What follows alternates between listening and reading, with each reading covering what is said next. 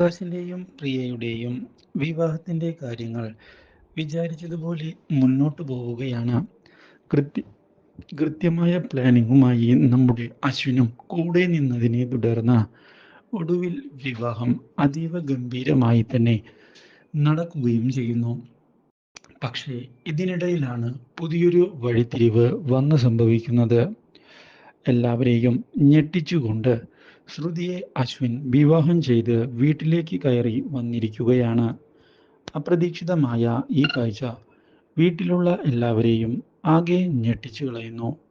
എന്തുകൊണ്ടാണ് അശ്വിൻ ഈ കാര്യം ഇങ്ങനെ ചെയ്തത് എന്നും അശ്വിനോട് കാര്യങ്ങൾ വ്യക്തമാക്കാൻ എല്ലാവരും ആവശ്യപ്പെടുന്നുവെങ്കിലും അശ്വിൻ അതിന് തയ്യാറാകാതെ മുന്നോട്ട് പോയിരിക്കുകയാണ്. തനിക്ക് കൂടുതലൊന്നും തന്നെ പറയാനില്ല എന്ന് അശ്വിൻ തുറന്നു പറയുകയും ഇതേ തുടർന്ന് അവിടെ ശ്രുതിയെ തനിച്ചാക്കുകയും ചെയ്യുന്നു. ഇതോടെ എല്ലാവരുടെയും ചോദ്യങ്ങൾ ശ്രുതിയുടെ നേരെ ഉയരുകയാണ്. ഉത്തരം പറയാൻ സാധിക്കാത്ത അവസ്ഥയിൽ ശ്രുതിയും നിന്നുപോകുന്നു.